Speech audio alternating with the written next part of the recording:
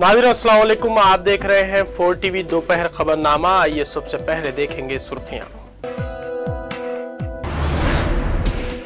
राज्यसभा के नवमुंतखब रुकन चिरंजीवी की दिल्ली में सोनिया गांधी से मुलाकात, मरकजी काबीना में शमूलियत का इम्कान।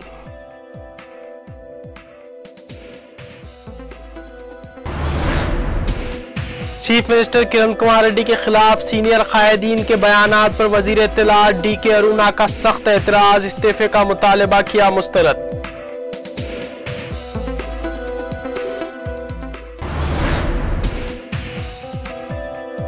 अलहदा तेलंगाना से मुतालिक बिल पार्लियामेंट में पेश करने का पार्टी लीडरशिप से चीफ व्हिप वेंकट रमना ने किया मुतालबा।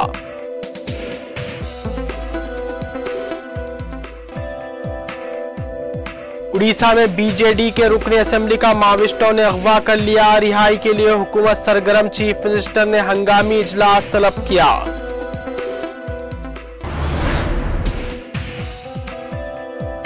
मुल्क की 4 रियासतों में स्वाइन फ्लू से 12 अफराद की मौत के बाद वजारत सेहत मुतहर्रिक।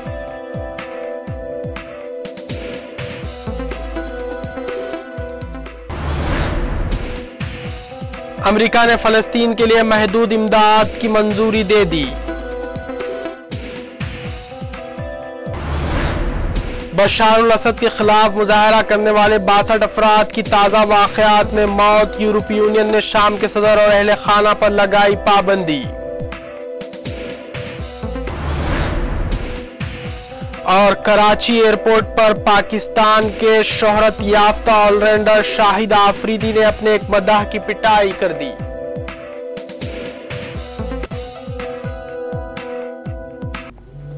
और अब पेश है खबरें तफसील से। राज्यसभा के नवमुंतखब रुकन चिरंजीवी ने आज नई दिल्ली पहुंचकर सदर कांग्रेस सोनिया गांधी से मुलाकात की।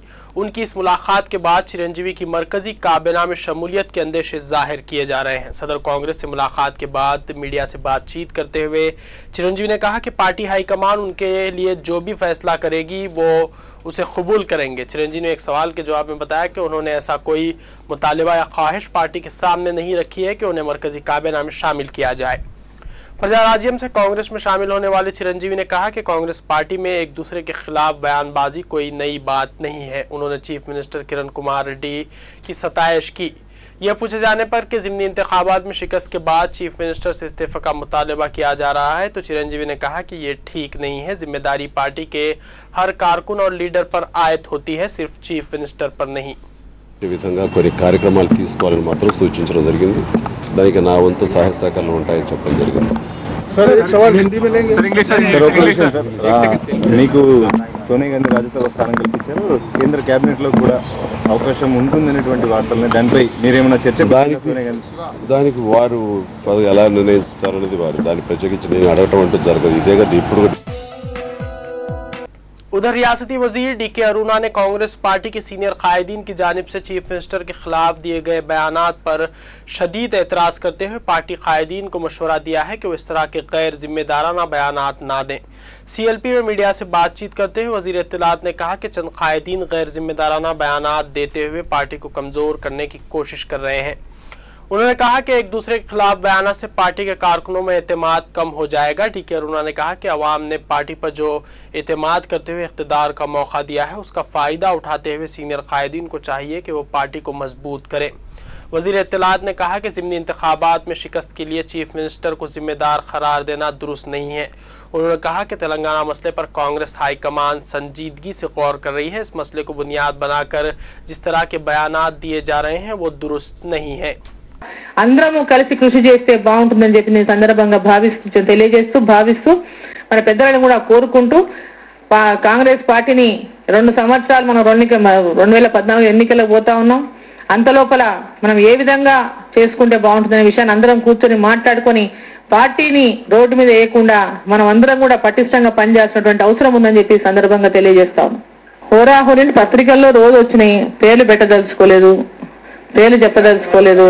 ఇప్పుడు ఒక్కరైనే కాదు, తెలంగాణలో ఉన్నటువంటి ప్రతి ఒక్కరు కూడా తెలంగాణ ప్రాంతం ఎంపీలు కానీ పెద్దలు కానీ తెలంగాణ ప్రాంతంలో తెలంగాణ వాదం గెలుస్తుంది అంటే మనం తెలంగాణకు వ్యతిరేకమా అని అడుగుతున్నాను। తెలంగాణ ఉన్నటువంటి కాంగ్రెస్ పార్టీలో ఉన్నటువంటి మేమందరం ప్రచారం చేసిన వాళ్ళం ఏమైనా వ్యతిరేకమా? ज़िमनी इंतखाबात के नतायज को लेकर चीफ मिनिस्टर किरण कुमार रेड्डी और सदर प्रदेश कांग्रेस कमेटी बोस्सा सत्यनारायण के हामियों के एक दूसरे के खिलाफ बयानबाजियों से कांग्रेस पार्टी अमलन दो ग्रुपों में तकसीम हो गई है। सदर प्रदेश कांग्रेस कमेटी का हामी ग्रुप ज़िमनी इंतखाबात में शिकस्त के लिए चीफ मिनिस्टर किरण कुमार रेड्डी को राज तौर पर जिम्मेदार करार दे रहा है। इसके अलावा तेलंगाना के नाराज कायदीन भी शिकस्त की जिम्मेदारी चीफ मिनिस्टर पर आयद कर रहे हैं, तो दूसरी जानिब किरण कुमार रेड्डी का हामी ग्रुप शिकस्त के लिए पूरी पार्टी को जिम्मेदार करार दे रहा है। डिप्टी चीफ मिनिस्टर दामोदर राज नरसिम्हा के बयान और वजीर सेहत डीएल रविंदर रेड्डी के इस्तीफे के बाद किरण कुमार रेड्डी पर काफी दबाव बढ़ गया है। बताया जाता है कि सदर प्रदेश कांग्रेस चीफ मिनिस्टर किरण कुमार रेड्डी के अंदाज़े कारकर्दगी से नाराज हैं। शराब माफिया के खिलाफ एसीबी के दावों के मसले पर दोनों में काबीना के इजलास में भी तल्ख बहस हुई थी। पार्टी हाईकमान की 12 ताकीद के बावजूद दोनों कायदीन में इख्तलाफात खत्म नहीं बल्कि मजीद बढ़ चुके हैं।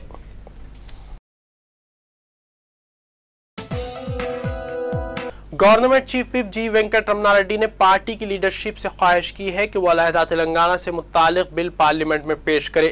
मीडिया से बातचीत करते हुए उन्होंने कहा कि तेलंगाना के लिए रियासती असेंबली में करारदाद पेश करने की ज़रूरत नहीं है। वेंकट रमना ने कहा कि वो करीब दिल्ली जाने वाले हैं, जहां वो पार्टी के अहम कायदीन से मुलाकात करते हुए सिलसिले में बातचीत करेंगे। गवर्नमेंट चीफ विप के इस बयान से कांग्रेस के हलकों में हलचल देखी गई।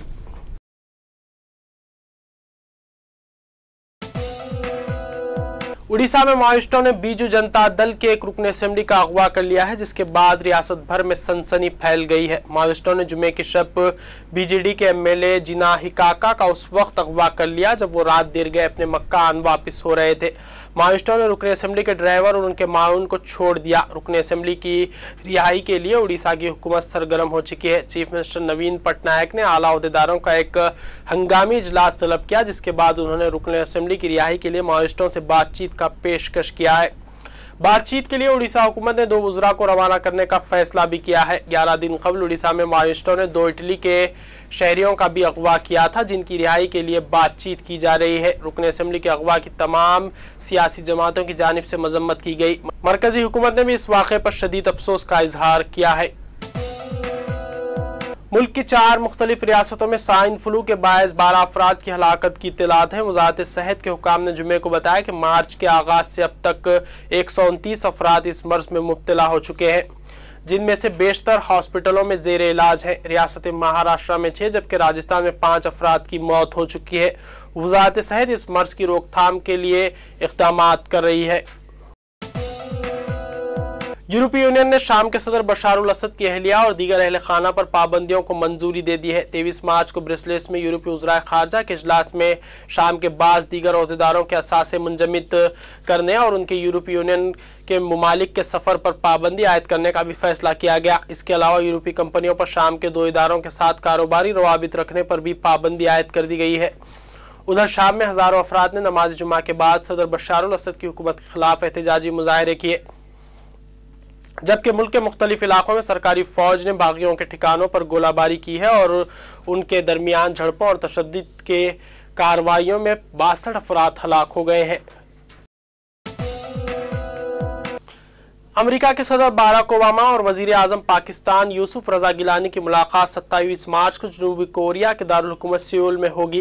व्हाइट हाउस के तर्जुमान ने एक बयान में तस्दीक की है कि सियोल में न्यूक्लियर सलामती पर होने वाली कॉन्फ्रेंस के बाद 27 मार्च को सदर ओबामा और वजीर आजम पाकिस्तान यूसुफ रजा गिलानी मुलाकात करेंगे। बयान में यह भी कहा गया है कि यह मुलाकात पाकिस्तान और अमेरिका को बाहमी दिलचस्पी के मुख्तलिफ शोबों में आला सतह मुशावरत का मौका फराम करेगी।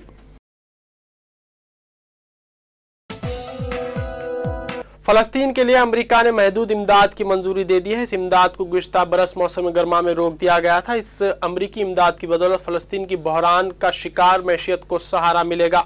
अमरीकी ऐवान नुमाइंदगान की रुकन ग्रेंगर ने कहा है कि वह फ़लस्तीन के लिए तमाम $147 मिलियन की मुंजमद इमदाद की बहाली पर तैयार हैं। ताहम ऐवान नुमाइंदगान में दीगर रिपब्लिकन अराकीन ने पूरी इमदाद बहाल करने पर आमदगी जाहिर नहीं की। इन अराकीन की जानिब से अमरीकी वज़ीर ख़ारजा हिलरी क्लिंटन के नाम तहरीर करदा ख़त में मौक़िफ़ इख्तियार किया गया है कि फ़िलहाल फ़लस्तीन को महदूद इमदाद ही दी जाएगी। इससे कबल क्लिंटन ने कहा था कि वो भी फ़लस्तीन के लिए पूरी इमदाद की बहाली पर आमदा हैं।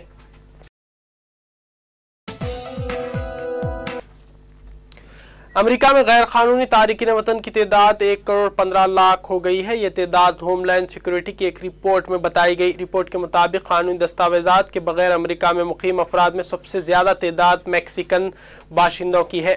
1,15,00,000 अफराद में 60% मैक्सिकन है। इसके अलावा वस्ती अमेरिका के 3 ममालिक और चीन, फिलिपाइन, हिंदुस्तान, जनूबी कोरिया और वियतनाम के 2-2% शहरी गैर कानूनी तौर पर अमेरिका में मुकीम है। कराची एयरपोर्ट पर जुमे की शब उस वक्त सूरत हाल इंतहाई नाखुशगवार हो गई जब पाकिस्तान के आलमी शोहरत याफ्ता ऑलराउंडर शाहिद आफरीदी ने ऑटोग्राफ मांगने वाले एक मद्दा पर घूंसों की अचानक बारिश कर दी। इस सूरत हाल पर खुद शाहिद आफरीदी के भाई भी हैरान रह गए। आफरीदी दीगर 5 खिलाड़ियों के हमरा ढाका से कराची एयरपोर्ट पहुंचे थे और इस वाक़े से कुछ ही देर कबल उन्होंने बड़ी शाइस्तगी से मीडिया से गुफ्तगू भी की थी। ताहम कराची एयरपोर्ट से घर रवाना होने के दौरान वो अचानक शदीद गुस्से में आ गए और उन्होंने अपने एक मद्दाह को ऑटोग्राफ के बदले थप्पड़ और घूंसे मारने शुरू कर दिए। पिटने वाले मद्दाह जमीन पर गिर पड़ा। बाद अज़ां शाहिद आफरीदी फौरी तौर पर अपनी गाड़ी में बैठकर एयरपोर्ट से निकल गए। बाद में पाकिस्तानी ऑलराउंडर ने वजाहत की कि वो एयरपोर्ट पर अपने गुस्से पर इसलिए काबू नहीं कर सके क्योंकि उनकी 3 साला बेटी धक्कमपेल की वजह से गिर गई थी।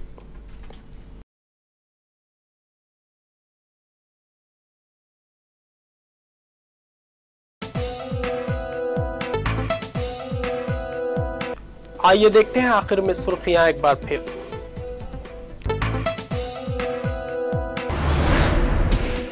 राज्यसभा के नौमुंतखब रुकन चिरंजीवी की दिल्ली में सोनिया गांधी से मुलाकात, मरकजी काबीना में शमूलियत का इम्कान।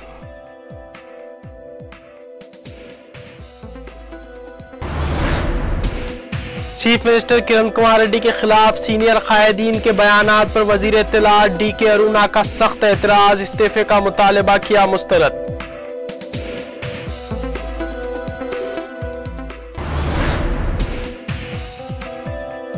अलहदा तेलंगाना से मुतालिक बिल पार्लियामेंट में पेश करने का पार्टी लीडरशिप से चीफ व्हिप वेंकटरमना ने किया मुतालबा।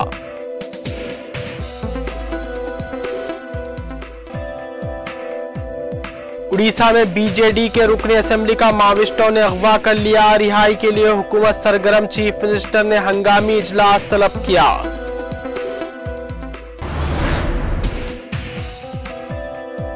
मुल्क की 4 रियासतों में स्वाइन फ्लू से 12 अफराद की मौत के बाद वजारत सेहत मुतहर्रिक।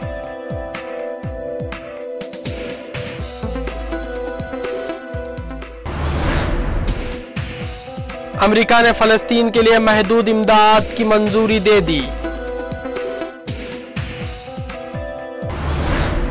बशार अल असद के खिलाफ मुजाहरा करने वाले 62 अफराद की ताज़ा वाक़यात में मौत। यूरोपीय यूनियन ने शाम के सदर और अहले खाना पर लगाई पाबंदी। और कराची एयरपोर्ट पर पाकिस्तान के शोहरत याफ्ता ऑलराउंडर शाहिद आफरीदी ने अपने एक मद्दाह की पिटाई कर दी।